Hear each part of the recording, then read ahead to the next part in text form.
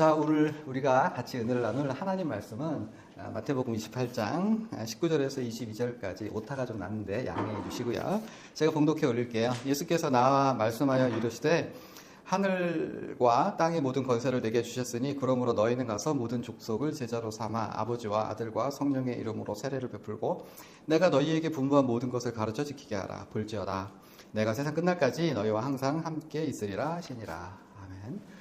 제가 오늘 봉독해 올린 이 말씀 마태복음 28장 19절에서 21절까지는 흔히 대위임령, 더 그레이트 커미션이라고 불리고요. 위임령이라고 할 때 위임이 우리가 흔히 위임해 주다라고 할 때 그 똑같은 한자입니다. 맡길 위, 맡길 임. 그러니까 예수님께서 너희는 이런 걸 좀 알아서 맡아서 좀 해주렴이라고 하는 것을 바로 마태복음 28장에서 우리에게 소개해 주고 있는 건데요.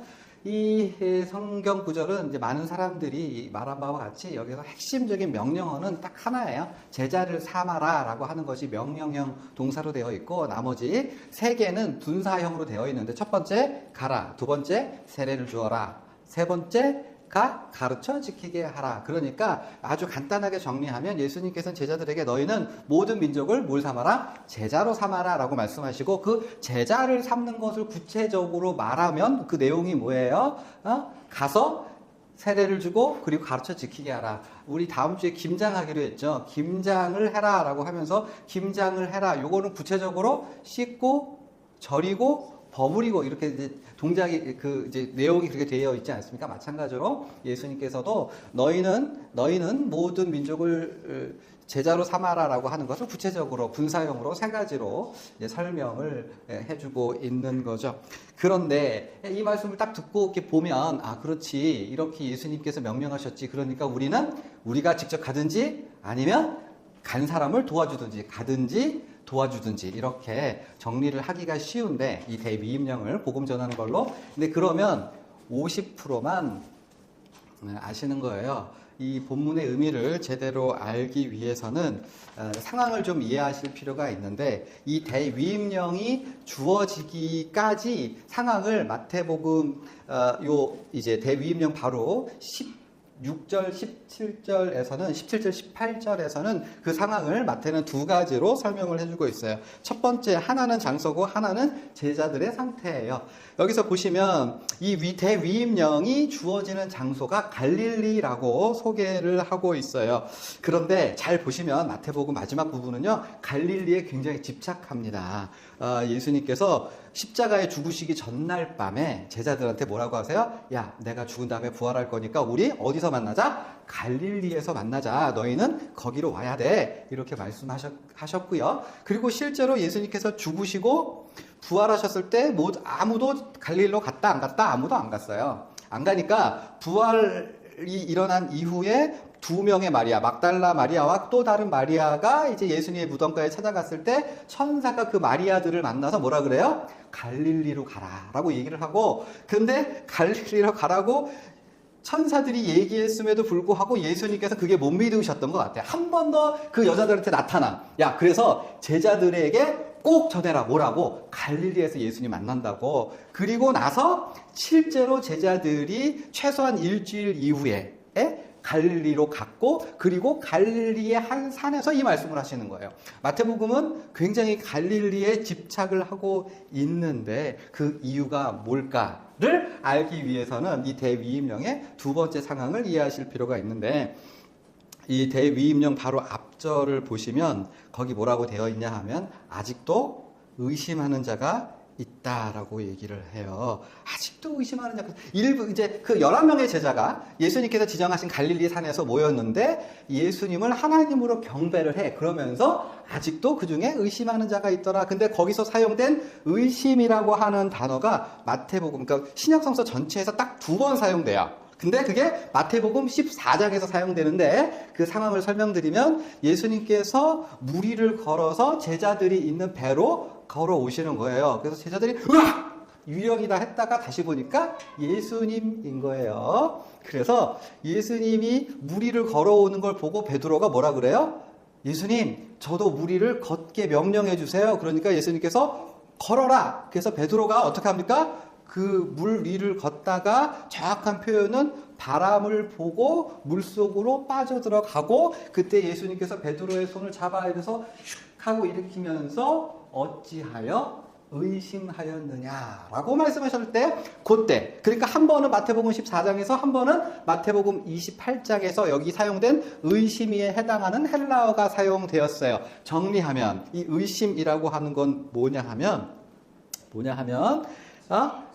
변하지 않는 상황으로 인해서 의심했어요. 분명히 예수님께서 물 위를 걸어오라고 말씀하셨는데 바람은 아직도 불고 말하자면 이 예수님께서 걸어와라라고 했을 때 물이 얼음으로 변하거나 딱딱한 고체로 변했으면 아니면 바람이 멈췄으면 그러면 물의 물리적인 성격이 변했으면 막 걸으면서 의심이 안 생겼겠죠. 근데 걷기는 걷는데 물이 아직도 찰랑거리고 바람도 확 불고 와 빠지면 죽겠구나라고 하는 아무런 상황이 변화가 되지 않는 모습을 보고 베드로가 뭐 했어요? 의심했던 거죠. 지금 예수님께서 부활하셨어요. 부활하셨는데 제자들은 예수님이 가져오실 새로운 세상은 천지가 개벽하는 거라고 기대했던 거예요. 어떤 거냐 하면 예수님께서 다니엘서에 나타난 메시아의 모습은 구름을 타고 오시는 거예요. 그러니까 인간이 감히 쳐다보지도 상상하지도 못할 절대 권력을 가지고 이 땅에 임해서 로마인들은 작살이 나고 모든 민족들이 유대인들에게 꿇어 경배하고 그 밑에 있는 우리 제자들은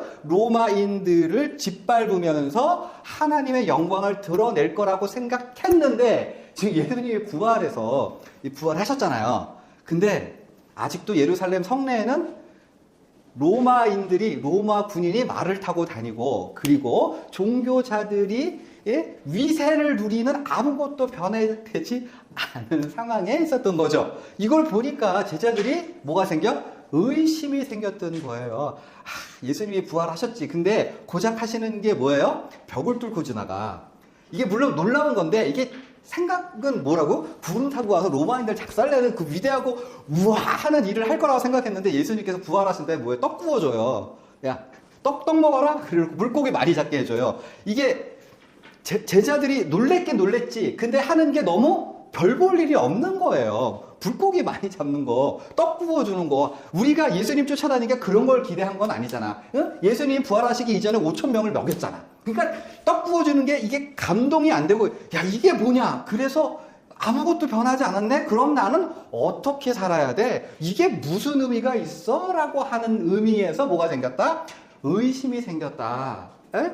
부활한 거는 기쁜데 그런데 이게 아무것도 아닌 것 같은 생각이 들었을 때 그때 예수님께서 하신 말씀이 오는 본문 그래서 무슨 권세를 가졌어요? 하늘과 땅의 모든 권세를 가졌다는 거예요. 응? 예수님께서 부활하셔서 이렇게 형편없고 초라하고 별 볼 일 없는 거 하는 이게 뭡니까? 라는 생각이 들었을 때 야 니네 눈에는 아무것도 안 보일지 모르지만 내가 부활함으로써 다니엘서에서 말한 그 구름 탄 인자가 바로 나고 실제적으로 보이진 않지만 하늘의 권세 땅의 권세 그 모든 걸 누가? 내가 갖고 있어. 여기서 되게 중요한 포인트가 나와요. 그래서 그러면서 모든 민족을 뭘 삼으라? 제자를 삼으라. 고 하셨던 거죠. 그래서 제자들은 여기서 불만을 가질 수 있겠죠. 아니, 하늘의 권세와 땅의 권세를 다 갖고 있어? 그러면 굳이 왜 우리가 제자를 삼아야 돼? 우리는 권력만 누리면 되는 거 아니야. 라고 생각하셨을 때, 그때에 바로 예수께서 갈릴리로 오라고 하신 이유, 그 비밀이 드러나게 되는 거죠. 예수님께서 처음 사역을 어디서 시작하셨을까요? 졸려요. 어디서 시작하셨어요? 갈릴리에서. 마태복음 4장 보시면 예수께서 갈릴리에서 사역을 시작하셨어요. 시작하시면서 뭐 하셨어요? 맨 처음에 세례 요한에게 가서 세례를 받으셨어요. 그러니까 예수께서는요, 당신이 이루신 구원이 구체적으로 우리의 삶에서 어떻게 이루어지기를 원하시는 거예요? 그냥 하늘에서 뚝 떨어지는 방식이 아니라 예수님께서 살아가신 그 방식, 그 걸음을 그대로 하나하나 따라가는 방식으로 우리가 예수의 구원을 체험하고 우리가 누리고 만끽하도록. 그게 왜요? 그게 우리를 가장 사랑하시는 방식이기 때문에 너희는 진짜 존귀하기 때문에 거저 하늘에서 뭘 똑 떨어지는 걸 주는 것이 아니라 38평짜리 아파트를 거저 주시는 것이 아니라 우리가 처음부터 예수께서 어디서 갈릴리에서 시작했던 그 방식으로 목마르고 배고프고 힘들고 비 맞고 눈 맞고 그 모든 고난 어려움을 겪는 방식을 내가 겪었던 그거를 너희도 어디서부터 갈릴리에서 한 걸음씩 걸어서 그렇게 살아내라라고 하는, 내가 살았으니 너희도 내가 살아온 방식, 삶의 자취를 따라가라. 에이? 왜 마태복음은 왜 그렇게 갈릴리에 집착합니까? 예수께서 거기서부터 시작하셨기 때문에. 우리의 출발점은 어디예요? 갈릴리예요. 예수 믿는다고 병 안 걸려요? 병 안 걸려요? 자식이 속 안 새겨요? 교통사고 안 해요? 똑같이 우리는 어디서부터 시작해야 돼요? 갈릴리에서. 모든 사람들이 살아가는 방식이. 그런데 다만 그렇게 갈릴리로부터 살아가는 방식이 그 속에 예수와 함께 살아가는 그런 까닭에 사람들이 그 모습을 보고 여기 예수님의 향기가 나네, 예수님의 발자취가 느끼게 되는 거죠. 구체적으로 말하면 뭐예요? 우리가 어디 나가서 선교하고 대단하고 막 큰 일을 하는 게 아니라 일상을 똑같이 살아가는데 할 일은 하고 안 할 일은 안 하고, 속상하면 기도하고 어려우면 기도하고, 그래서 좋은 일 있으면 감사하고 같이 옆집이랑 떡 나눠 먹고 밥 사주고, 그리고 기도해서 그 안에서 위로를 얻고, 남들이 보면 야 어떻게 사냐라고 하는 상황이지만 그 속에서 나름대로 하나님께서 주신 은혜와 위로를 느끼며 이렇게 예수의 향기가 폴폴 날게 살게 되잖아요. 그게 뭐라고요? 우리 주위에 있는 사람들을 제자로 만드는 거예요. 제자로 만드는 거, 야, 내 말 들어! 이렇게 해야 돼! 라고 성경을 가르치는 것만이 아니라, 진짜 제자를 삼는 건 뭐냐면, 우리가 살아가는 방식을 보고 거기서 사람들이 예수의 향기 하고 맡으면서, 저게 예수 믿는 거구나. 야, 내가 예수는 잘 모르지만 너의 삶을 보니까 교회 다니는 거 그냥 괜찮네. 라고 생각하도록 만드는 것이 모든 민족으로 하여금 뭐하게 만든다? 제자를 삼게 만드는 거죠. 이러한 삶을 살아가는 우리 한 사람 한 사람의 삶이 촛불이 되어서 예수님이라고 하는 그 놀랍고 위대한 주님의 삶이 세상에 이렇게 비춰지는 것, 그것이 바로 대위임령이라고 하는 거죠. 우리 한 사람 한 사람은 아무것도 아닐 수 있지만 우리 한 사람 한 사람의 삶이 이 세계에 녹아들어서 예수의 향기로 가득하게 하는 것, 예수께서 우리에게 맡기신 뭐라고요? 대위임령입니다. 우리는요, 영웅적인 극적일 필요도 없고 영웅적일 필요도 없고 주어지는 삶에서 하나님, 예수님의 뜻을 분별하며 열심히 살아가면 그것이 사도 베드로나 사도 바울 못지않은 우리 예수께 칭찬받는 삶일 수 있음을 기억하고 위로와 안식과 평안과 행복을 누리며 살아가는 저와 여러분 되기를 바랍니다. 기도하시죠.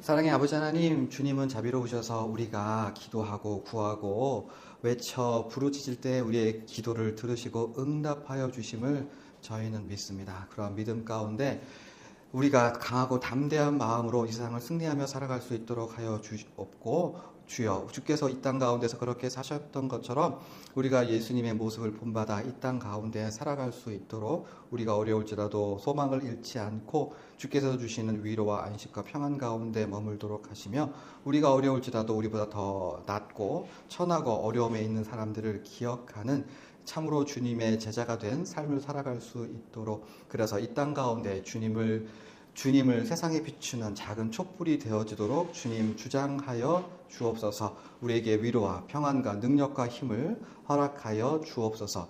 감사드리며 살아계신 예수님의 이름 받들어 기도하옵나이다. 아멘. 하늘에 계신 우리 아버지여, 이름이 거룩히 여김을 받으시오며 나라가 임하시오며 뜻이 하늘에서 이루어진 것 같이 이 땅에서도 이루어지이다. 오늘 우리에게 일용할 양식을 주시옵고 우리가 우리에게 죄 지은 자를 사하여 준 것 같이 우리의 죄를 사하여 주시옵고 우리를 시험에 들게 하지 마시옵고 다만 악에서 구하시옵소서. 나라와 권세와 영광이 아버지께 영원히 있사옵나이다. 아멘.